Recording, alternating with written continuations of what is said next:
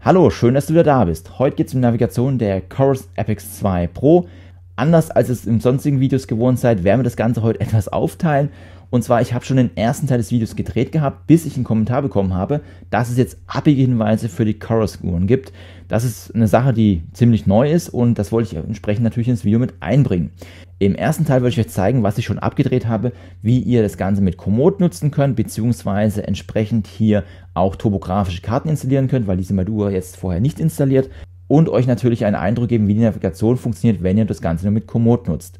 Im zweiten Teil zeige ich euch dann entsprechend das Tool, was ihr nutzen könnt, um hier die Abbiegehinweise auf die Uhr zu bekommen, weil das ist mit der Planung ein bisschen anders. Zudem werde ich das Ganze hier nochmal in Kapitel einteilen. Das heißt also, wenn dich jetzt ein Teil nicht interessiert, dann kannst du auch entsprechend springen. Aber ich würde sagen, wir legen jetzt einfach direkt los. Es ist so, dass die Uhr hier im Auslieferungszustand nur mit den normalen Standardkarten ausgeliefert wird. Das heißt, Chorus nennt das Ganze Landscape Map, also ja, Landschaftskarten. Und wenn wir hier mal in die Einstellung reingehen, das hier unten länger auf den Knopf drücken, kommen wir hier ja in die Karteneinstellung. Also das ist das Auswahlmenü, was wir hier kennen. Und wenn wir in die Karteneinstellung hineingehen, haben wir ja bei den Kartentypen ja die Möglichkeit, einmal die normalen Standardkarten anzeigen zu lassen. Das sind die Karten, die auch schon vorab auf der Uhr installiert sind. Wir könnten aber auch topografische Karten nutzen oder eine Hybridkarte, das heißt eine Mischung aus der topografischen und aus der Standardkarte.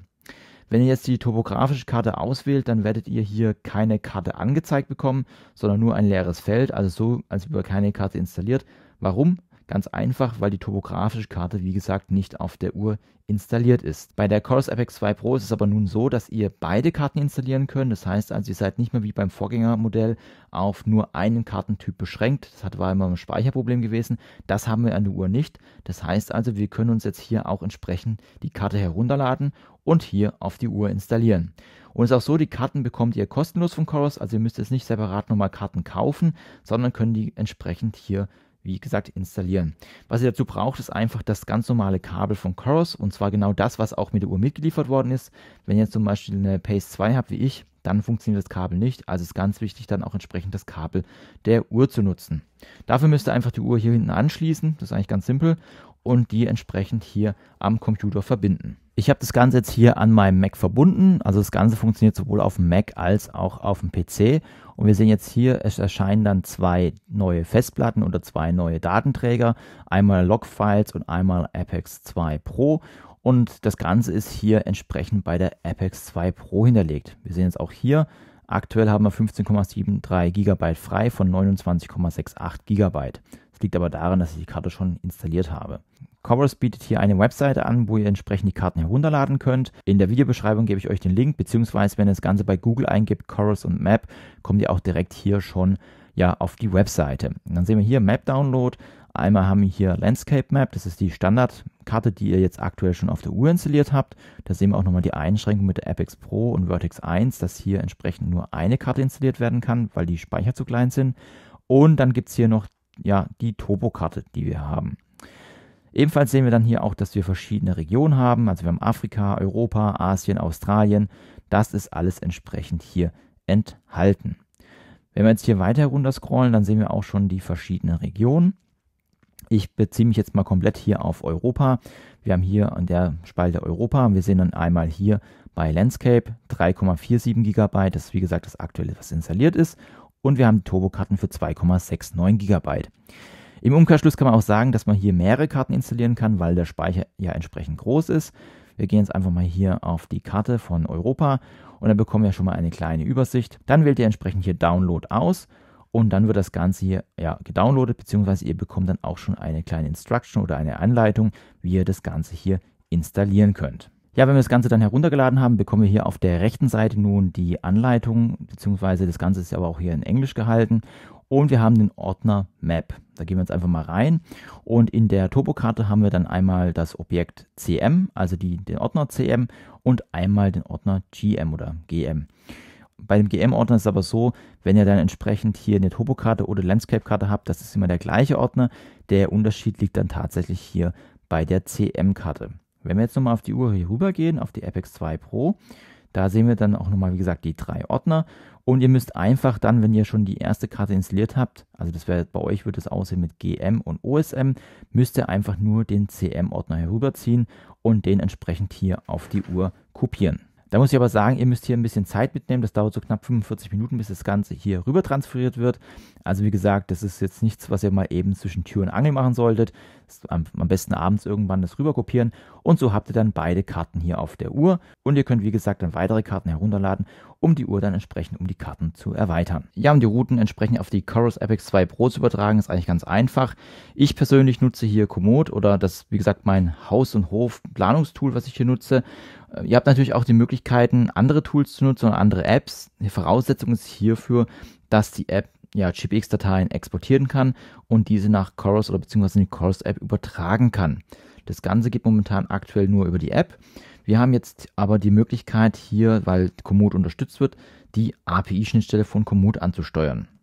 Dafür geht ihr einfach hier auf das Schild und hier haben wir die Möglichkeit, auf Einstellungen zu gehen. Und hier gibt es die Option Third-Party-Apps. Da gehen wir einfach mal drauf. Da sehen wir jetzt alle Apps, die momentan unterstützt werden. Das heißt also Strava, Training Peaks, Adidas Running, aber auch Apple Health. Und wir sehen hier, Apple Health ist aktuell bei mir verbunden mit so einem grünen Haken. Aber auch Komoot ist verbunden. Da gehen wir einfach mal drauf. Und dann sehen wir hier eine Übersicht, was gemacht wird. Wir haben einmal die Möglichkeiten, dass wir Aktivitäten hochladen können. Das heißt also, wenn wir was gemacht haben, werden die dann bei Komoot hochgeladen. Aber auch Routen, die ich dann bei Komoot geplant habe, werden hier entsprechend mit der App synchronisiert und angezeigt. Wenn ihr neu drauf seid, dann ist bei euch hier noch Verbinden, das müsst ihr entsprechend verbinden. Da müsst ihr dann euer Passwort hinterlegen, beziehungsweise euch einloggen in Komoot und hier entsprechend die Berechtigung geben, dass das Ganze hier auch transferiert werden darf. Wenn ihr das Ganze ausgeführt habt, ist es auch ganz simpel, hier dann die Routen zu übertragen. Hierfür gehen wir auf den nächsten Menüpunkt, das ist hier bei der Uhr. Da sehen wir mal beide Uhren, die ich verbunden habe, also einmal die Pace 2 und die Epix 2 Pro. Die Epix 2 Pro hat hier einen Menüpunkt Meine Routen, da gehen wir einfach mal drauf. Hier sehen wir dann alle Routen, die hier entsprechend auf die Uhr synchronisiert sind. Wir sehen jetzt hier aktuell hinzugefügt 3 Artikel, das ist ein bisschen komisch übersetzt, also 3 Routen und restlicher Speicher ist noch 7. Das bedeutet also, ihr könnt bis zu 10 Routen hier auf die Uhr speichern. Um eine Route zu übertragen, gehen wir jetzt einfach auf das Plus. Und hier findet ihr dann auch alle von Komoot synchronisierten Routen. Momentan gibt es aber einen kleinen Bug, deswegen ist jetzt hier zum Beispiel nicht die Route angezeigt. Die Route selber ist aber hier komplett übertragen worden, das heißt also, es ist nur das Anzeige ist momentan hier etwas verbuggt. Was wir ebenfalls sehen, ist dann hier so schwarz-grau hinterlegte Routen, beziehungsweise hier so ein bisschen, nicht so farblich hinterlegt. Das sind die Routen, die schon auf der Uhr synchronisiert sind. Um hier weitere Routen zu synchronisieren, müsst ihr einfach nur hier einen Haken setzen und entsprechend hier auf das Add drücken und dann werden die Routen auch schon hier, man sieht es direkt hier auf die Uhr, übertragen. Das geht auch relativ schnell. Wenn ihr jetzt aber Routen löschen möchtet, ist es auch ganz einfach. Ihr müsst einfach hier nach links swipen und könnt dann einfach auf Löschen gehen und dann werden die Routen entsprechend auf der Uhr entfernt. Ja, dann würde ich sagen, starten wir mit der Navigation. Als erstes schauen wir mal auf den Akkustand. Der liegt momentan bei 82%. Also das ist so mal im Hinterkopf. Um die Navigation zu starten, wählt ihr euch entsprechend eine Aktivität aus. Ich nehme jetzt hier Laufen zur Auswahl. Ich möchte heute kein Training starten. Dann sehen wir schon mal hier ein Intervalltraining können wir anlegen. Die Einstellung können wir vornehmen und unter Einstellung findet ihr die Navigationseinstellung.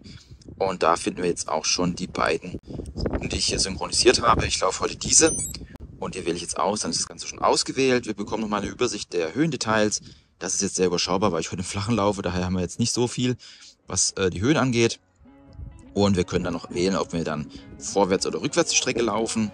Oder dann ist noch die Möglichkeit, hier die Routenabweichung als Alarm einzuschalten. Das gucken wir nachher nochmal an, wie das genau aussieht. Da würde ich sagen, gucken wir uns das Ganze mal an und starten entsprechend hier die Aktivität.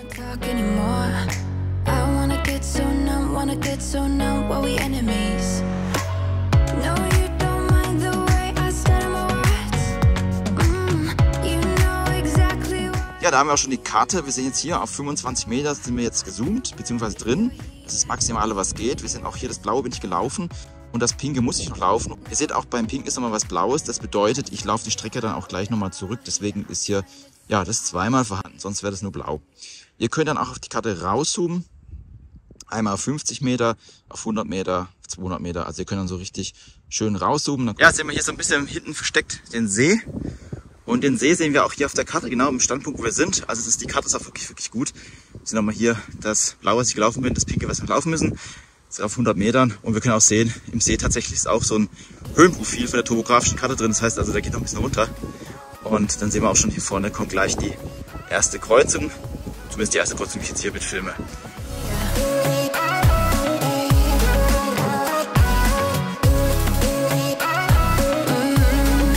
Ja, wir nähern uns dieser Kreuzung, 25 Metern. Mit dem Pfeilen sehen wir auch, wo wir hinlaufen müssen. Also wie gesagt, ich laufe die gleiche Strecke nochmal zurück. Deswegen gibt es hier so Parallelen. Und genau, wir müssen den schwarzen Pfeil daherlaufen. Und hier ist jetzt dann entsprechend auch die Kreuzung. Ja, dann würde ich sagen, laufen wir jetzt einfach mal geradeaus falsch. Ja, wir sehen schon, dass wir jetzt entsprechend geradeaus laufen. Also nicht mehr auf der Route. So, jetzt kommen wir auf Bewarnung. 43 Meter Routenabweichung.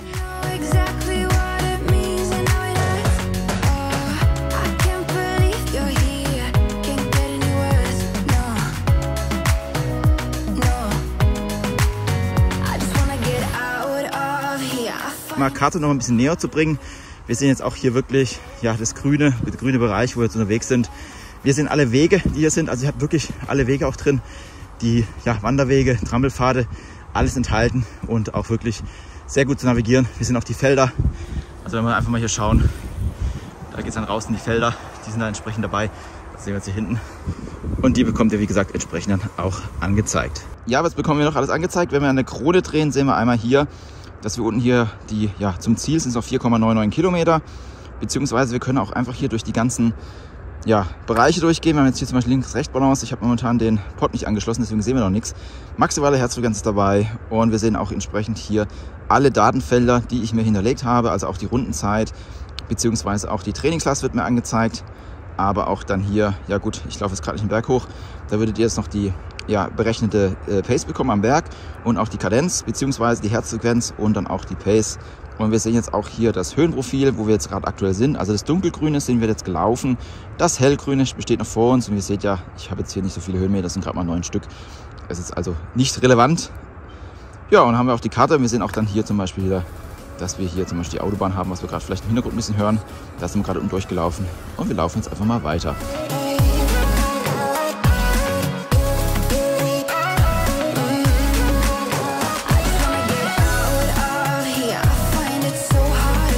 Ja, was wir auf jeden Fall sehen ist auch, also wir laufen jetzt hier wirklich auf so einem schwarzen Weg. Also es ist wirklich so wie so ein Wanderweg, beziehungsweise hier in den Bergen angezeigter Wanderweg mit schwarzem Strich. Also ganz normale Route, also kein offizieller Radweg, Laufweg, was auch immer, seht ihr ja, also es ist eher nur Quader.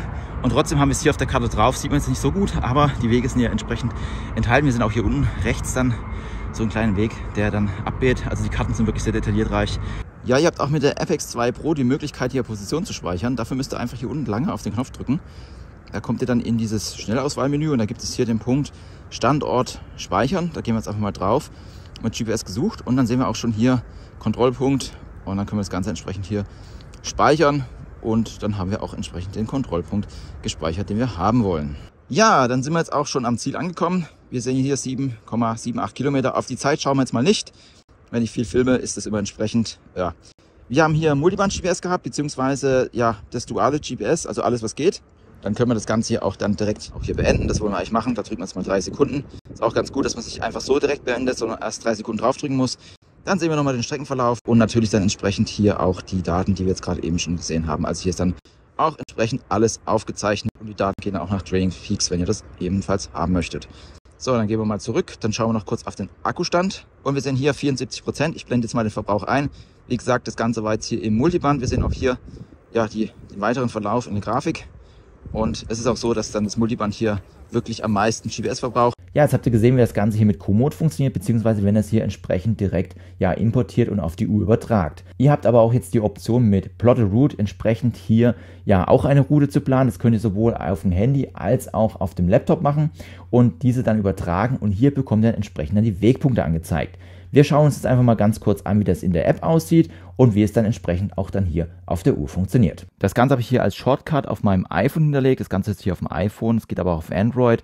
Es gibt jetzt aber keine separate App. Bei der kostenlosen Seite ist dann halt so, dass ihr dann entsprechend auch Werbung bekommt, beziehungsweise dann auch nicht alle Karten nutzen könnt. Wir sehen jetzt hier die verschiedenen Karten und alles, was einen Stern hat, ist entsprechend hier dann ja kostenpflichtig. Das Jahresabo liegt etwa bei 20 Euro, 22 Euro. Und dann habt ihr das Ganze, wie gesagt, im Jahresabo. Ein weiterer Nachteil dieser Seite ist leider auch, dass es hier alles komplett auf Englisch ist. Das heißt also, es gibt hier keine deutsche Übersetzung. Wir schauen uns das Ganze aber an, wie das jetzt hier auf dem Handy funktioniert. Ich werde aber nochmal ein detailliertes Video zu den Chorus-Uhren allgemein machen. Das zeige ich dann auch entsprechend die Webseite und auch das Ganze hier nochmal genauer, beziehungsweise was es hier für Änderungen gibt. Also falls euch sowas interessiert, lasst doch auch gerne ein Abo da. Ja, ich habe die Seite jetzt mal aufgerufen. Wir sehen hier ganz detaillierte Übersicht. Ich habe jetzt einfach mal die Karte mit allen Konturen, Strukturen genommen. Wir sehen auch hier, alle Wege sind aufgelistet. Wir sehen hier auch, die Höhenlinien sind enthalten. Und alles, was lose Wege sind, haben entsprechend eine gestrichelte Linie. Und die festen Straßen sind entsprechend auch so markiert, wie man es kennt. Ohne gestrichelte Linie, durchgezogene Linien ist es entsprechend da. Ja, wir können jetzt eine Route planen. Ist eigentlich ganz einfach. Wir gehen hier unten auf Plot a Route. Dann kommen wir auch schon hier in den Modus und da haben wir hier rechts einen Knopf, den nennt sich Plot. Und wenn wir jetzt hier mit diesem Target oder mit diesem Ziel hier was auswählen, dann wird entsprechend hier die Route erstellt. Wir gehen jetzt einfach mal auf Plot und immer wenn wir stehen bleiben, wird entsprechend das Ganze hier ermittelt. Dann haben wir unten die Option, es einzustellen mit Off, By Road, On Foot, By Bike. Das heißt also, Off bedeutet, da wird einfach nur ja gerade kerzengerade Linie gezogen, also Luftlinie. By Road wird dann auf die Straße gegangen. Bei On Foot wird halt geschaut, was man mit Fuß gehen kann und bei Bike ist dann auch klar, das wäre dann mit Fahrrad. Ja, dann plotten wir das Ganze einfach mal. Immer wenn wir dann stehen bleiben, wird entsprechend hier der Startpunkt jetzt gesetzt und dann gehen wir einfach mehr den Weg hoch und dann können wir sehen, bekommen wir auch entsprechend dann schon hier direkt die Routenplanung. Und wenn wir uns jetzt einmal verplanen sollten, weil wir zum Beispiel irgendwie zurückgehen, dann können wir einmal hier den Plot stoppen und das Ganze hier links auf dem Pfeil sagen, okay, Undo. Drücken wir uns mal drauf und dann wird das letzte einfach gestoppt. Ja, um das Ganze entsprechend zu speichern, gehen wir jetzt einfach auf die 3 Striche hier oben und dann sagen wir jetzt entsprechend hier Save. Dann gehen wir auf das Speichern und hier können wir dem Ganzen noch einen Namen geben. Dann sehen wir hier, man kann es als Public oder Private speichern, also privat oder ja öffentlich. Privat könnt ihr kostenlos nur 5 Routen speichern, Public ist etwas mehr möglich. Dann kann man noch sagen Terrain, ob es Road, Offroad oder Mixed ist, also heißt ja auf der Straße, außerhalb der Straße oder Mischung, das lassen wir auf Mischung. Dann können wir das noch kategorisieren in Walking, Running, wir nehmen jetzt einfach mal Running. Dann können wir hier noch Notizen machen und dann gehen wir einfach auf Save Route und dann bekommen wir hier entsprechend einen Link angezeigt. Da gehen wir jetzt einfach mal drauf, das ist unsere Route, die jetzt entsprechend dann hier erstellt worden ist, das nennt sich auch Test YouTube und dann sehen wir hier eine kleine Übersicht. Dann haben wir jetzt verschiedene Möglichkeiten, das Ganze zu exportieren. Einmal in GPX oder TCX oder FIT-Dateien. Das sind eigentlich so die gängigsten, die man nutzt. Wir nehmen jetzt einfach mal GPX und dann sehen wir auch nochmal das Ganze hier aufgeschlüsselt. Da können wir auch nochmal auswählen hier oben das Format. Wir möchten es aber jetzt entsprechend nutzen. Dann sagen wir einfach Download this route. Ja, jetzt haben wir die Datei hier als GPX heruntergeladen und beim iPhone könnt ihr jetzt hier unten auf das Weiterleiten gehen und dann bekommt ihr jetzt alle Apps angezeigt, die es unterstützen. In diesem Fall wäre es Chorus, da gehen wir jetzt einfach mal drauf. Und dann öffnet sich die Chorus-App und wir sehen jetzt direkt schon die Strecke angezeigt, die wir geplant haben. Und wir sehen auch direkt hier, dass wir ja so Punkte haben, beziehungsweise so Pins, die wir vorher nicht hatten. Und dann habt ihr auch nochmal die Option, wenn das Ganze gespeichert ist, hier oben auf den Stift zu gehen. Und dann könnt ihr auch nochmal die Kontrollpunkte euch anschauen, beziehungsweise wenn ihr einen nicht haben wollt oder zu viel habt, diesen hier auch zum Beispiel hier entfernen. Dann drücken wir nochmal auf Save und so habt ihr jetzt entsprechend die Route in der App. Ja, wenn ihr die Routen entsprechend synchronisiert habt mit den Abbiegehinweisen, tauchen die ganz normal hier in der Aktivität auf. Ich bin jetzt zum Beispiel im Laufen drin. Hier geht ihr einfach auf Einstellung und wählt wieder entsprechende Navigationseinstellungen aus. Und hier sehen wir jetzt auch schon die erste Änderung. Ich wähle erstmal eine Route aus. So sah sie vorher aus Komoot direkt importiert. Stellen wir hier Navitest. Und wenn ihr jetzt entsprechend die Wegpunkte habt, beziehungsweise ja, die Abbiegehinweise, dann sieht das Ganze hier so aus. Wir sehen hier, da sind lauter so kleine Pins eingesetzt. Und wenn wir das jetzt entsprechend auswählen, bekommen wir auch nochmal ein paar Details angezeigt. Also wir bekommen natürlich wieder die Höhendetails angezeigt. Diesmal aber hier mit den Wegpunkten dann entsprechend. Sehen wir hier nochmal Auflistung.